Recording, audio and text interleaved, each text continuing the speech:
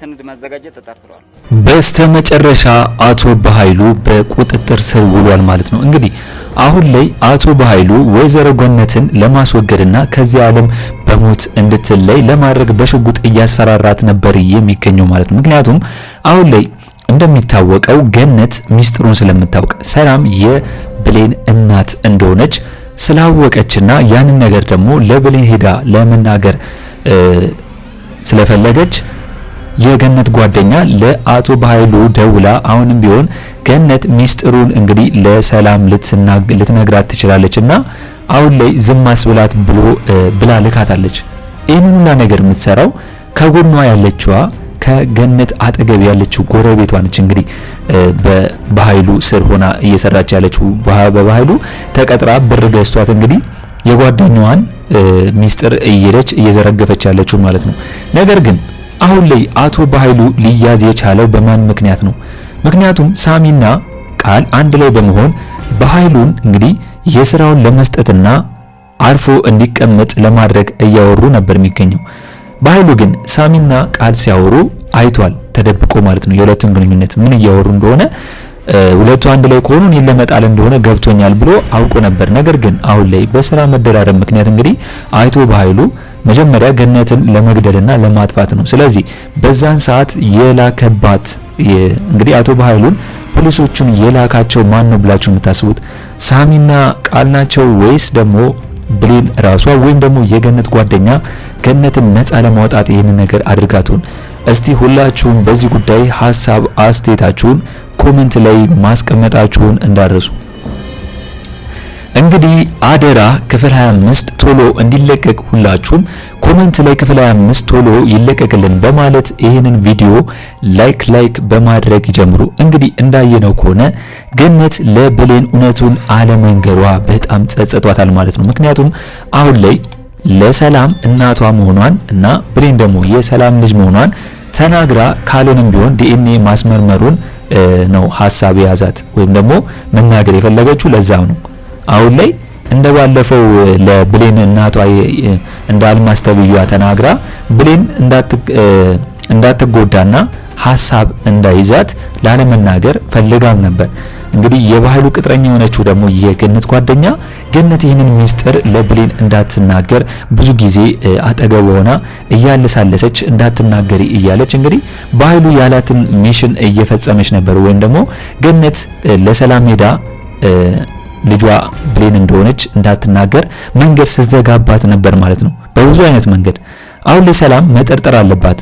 አሁን ላይ ወይዘሮ ገነት ጓደኛዋን መጠርጠር አለባት። ምክንያቱም ይህን ያህል ለብሌን እንዳልናገርና ለሰላምም እናቷ እንደሆነች እንዳልናገር ለምንድን ነው እንደዚህ መንገድ የምትዘጋጋብኝ ብላ ገነት አጠገቧ ያለችውን ጉሬዛ ሴት ልጅ ወይም ደግሞ ሴትየዋን ማወቅና መጠንቀቅ አለባት ለወደፊቱ ብዬ ነው የማስበው። እስኪ እናንተስ በዚህ ጉዳይ ሁላችሁም ሐሳብ አስተያየታችሁን ኮሜንት ላይ ማስቀመጣችሁን እንዳረሱ።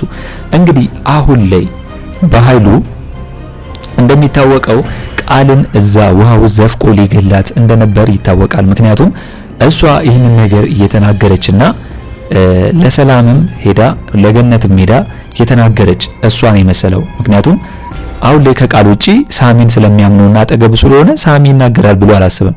ነገር ግን ሳሚ ነው እንግዲህ በብሌን ስልክ ደውሎ ገነት አንስተው በዛን ሰዓት ሚስጥሩን ላይ የሰማችው ማለት ነው።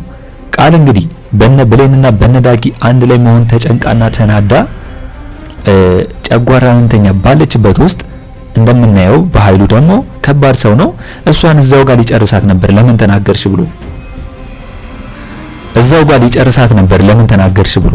ስለዚህ ቃል እንደምንም ብላ ተርፋለች ማለት ነው። ከሞት አፋፍ ነው የተመለሰችው ማለት ይሻላል። ብሌን ግን ይህን ያህል ለቃል የምታዝንላትና የምትጨነቅላት ብሌን እንግዲህ ቃል ብዙ ነገር ብሌን ላይ ያደረገችና ገፍ እየሰራችባት፣ ብሌን ግን ውስጧ የዋህ ስለሆነና ልቧ ንጹህ ስለሆነ የቃል ሞት በጣም አሳስቦታል። ይህንን የሚሰራው ሁሉ በኃይሉ እንደሆነ እያወቀች ነው እንግዲህ በኃይሉንም እንግዲህ ያለ የሌለዋን ኃይሏን ተጠቅማ ከዚህ ስራው እንዲወጣና ቃልንም ከእንደዚህ አይነት ስራ ውስጥ እንድትወጣ እንዲያደርጋት ነው። ምክንያቱም የገቡበትን ዓላማ ብሌን እያወቀች ነው ሚስጥሩን ዝም ያለችው። አልማዝ እናቷ ሳይሆን እናቷ ነው ብላ ያመጣችውን ቃል በንዴት በዛ ሰዓት ለብሌን ነገረቻት። ነገር ግን ብሌን አስቀድማ ጓደኛዋ ዳግም ሁሉንም ነገር አውቃ ነበር ማለት ነው። ስለዚህ አሁን ላይ ብሌን በጣም የዋህ ከመሆኗ የተነሳ ለቃል በጣም ነው የምታስብላት፣ በጣም ነው የምትጨነቅላት። ቃል ግን ዞራ እሷን ለመውጋትና እሷን ለማዋረድ ነው ቀን የምትፈልገው እንጂ አሁን እኮ ብሌን ለሰላም ቃል ልጅሽ አይደለችም ለምን ዲኤንኤ አታስመረምሪም ብላ እኮ ብትነግራት ኖሮ ይህንን ነገር እንደ ቀልድ ላታየው ትችላለች። ሰላም ልታስመረምር ትችላለች ሳታስበው ማለት ነው። ነገር ግን ብሌን እንደዚህ አይነት ክፉ ሴት ስላሎችና ዝምተኛ ስለሆነች ያንን ነገር ማድረግ አልፈለገችም።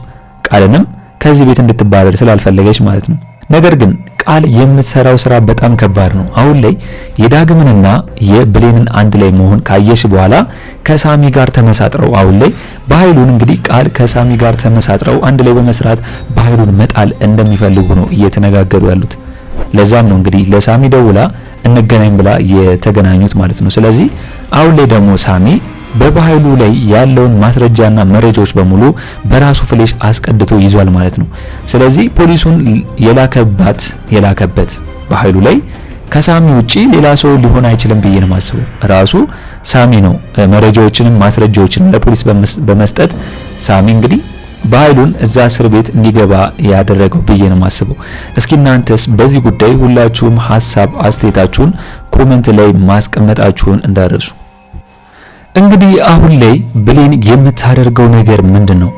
አሁን ላይ ሰላም እንድትፈታ ካወቀች በኋላ ወይም ደግሞ ከሕክምና አገግማ ትመጣለች ብላ እንግዲህ ሰላም ብሌን የምታውቃት እንግዲህ ሰላምን ለብሌን ስታዘንና ለብሌን እንግዲህ ልጄ ብላ ስታክፋት ነበር በዛ በማማት ሰዓት የምታውቀው እንጂ ሌላ ምንም ነገር የምታውቀው የለም። እንግዲህ ብሌን አሁን ላይ ለሰላም እንድትደሰትና ፏ እንድትል እንዳትረበሽ እንግዲህ ሁሉንም ነገር አቀራርባ በጠበቀችበት ሰዓት ነገር ግን ሰላም ያችኛዋ ሰላም ተቀይራ አዲስ ሰላም ሆና መጣለች ማለት ነው።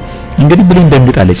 ምክንያቱም ሰላም በመጣች ሰዓት እንግዲህ ገነት ለብሌን እውነተኛ እናቷ ሰላም እንደሆነች ለመናገር እዛ ቤት በገባችበት ሰዓት ነበር እንግዲህ ሰላም የመጣችው።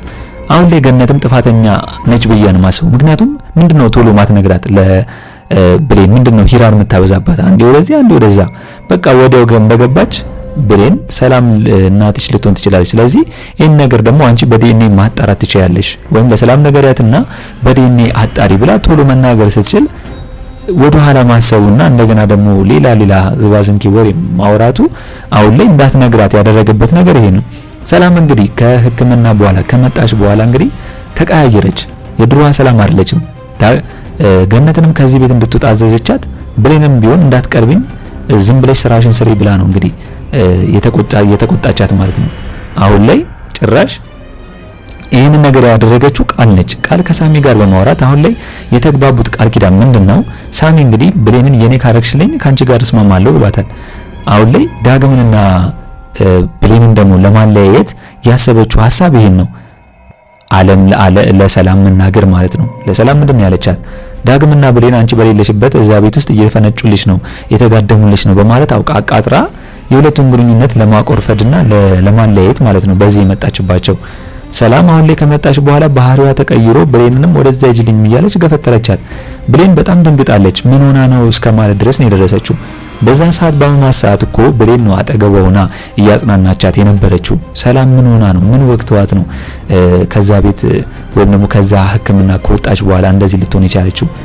እኔ በጣም ነው የደነገጥኩት። የሰላም አኳኋን በጣም የሚገርም ነው። እንደዛ ትሆናለች ብዬ እኔም አላሰብኩም፣ ማንም አላሰበም ነበር።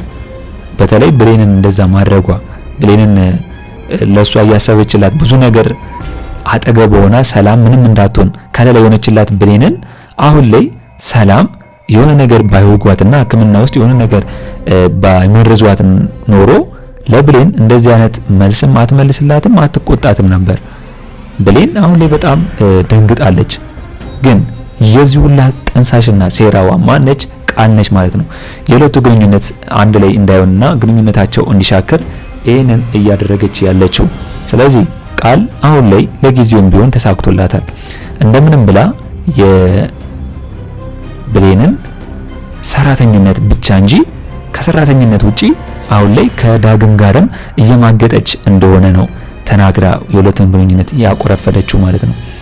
ነገር ግን በስተመጨረሻ ደስ ያለኝ ነገር ቢኖር ምንድነው አቶ በኃይሉ በፖሊስ ቁጥጥር ስር መዋሉ በጣም ደስ ብሎኛል። እስቲ በኃይሉ በፖሊስ ቁጥጥር ስር መዋሉ ያስደሰታችሁ ሁላችሁም በዚህ ጉዳይ እስቲ ሀሳብ አስተያየታችሁን ኮሜንት ላይ አስቀምጡልኝ። በቀጣይ እንግዲህ ሰላም ከዚህ ባህሪዋና ከዚሁ ነገሯ ተመልሳ ለብሌን በስተመጨረሻ ማዘንና መረዳት አለባት ብሌንን ብዬ ነው ማስበው። በዚሁ ከቀጠለ ግን ድራማው እየተንዛዛ እንደገና ደግሞ ብሌንም ስቃዋ እየበዛ ነው ይመጣል ብዬ ነው ማስበው። እስቲ በዛሬው በአደራ ክፍል የተሰማችሁንና ያያችሁትን ሁላችሁም በኮሜንት ሀሳባችሁን ማስቀመጣችሁን እንዳረሱ። እንግዲህ በኔ በኩል የዛሬው አስተያየቴ እነን ይመስል ነበር። ለቻናሌ አዲስ ከሆናችሁና ሰብስክራይብ እስካሁን ያላደረጋችሁ ካላችሁ ሰብስክራይብ በማድረግና የደወል ምልክቱን በመጫን ቤተሰብ እንድትሆኑን በአክብሮት እንጋብዛለን። በቀጣይ ክፍል እስከምንገናኝ ድረስ መልካም ቆይታ ይሁንላችሁ። ቻው ቻው።